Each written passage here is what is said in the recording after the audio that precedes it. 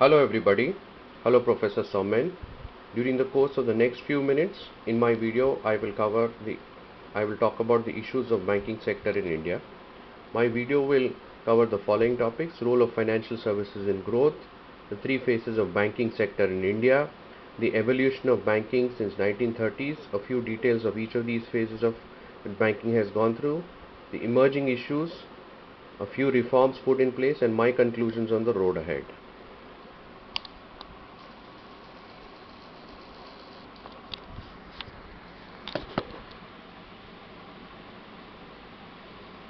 Why are financial services needed in the society? Financial services are needed for fast and efficient allocation of capital, which is an important source of growth. There is a need of efficiency in converting savings into investments, and financial services through intermediation by means of financial markets and instruments help in converting the savings generated by people into capital needed by investors.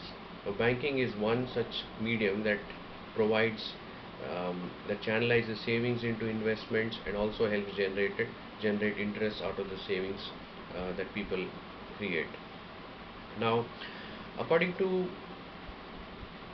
a work in progress paper by IMF economists Parthar Ray and Rakesh Mohan, the banking sector in India has been through three phases. The phase of 1950 to 60 was a laissez-faire phase of banking, and the phase from 1970s to 80s, there was financial growth and development along with repression.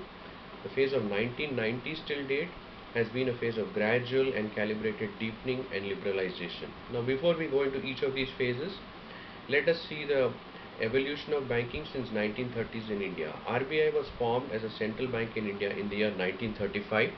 State Bank of India was established in the year 1955, and in the year 1969 14 of the largest banks were nationalized, bringing in close to 82% of the savings into public sector. In the year 1980s too, four more banks were nationalized, increasing the share of public sector among the savings public sector banks to channelize savings in India to 92%. In addition to some of these evolutions, a number of development and financial institutions were set up with a regional charter, national charter, and state level charter. However, in the between the years of 1970s to 80s, a variety of interventions were introduced to mobilize savings at low interest rates to finance large deficits. Now, briefly getting into each of the phases that the banking sector has gone through, according to the IMF economists, the years of 1950 to 60 was a laissez-faire phase because there was limited access to finance and there were a number of banking failures.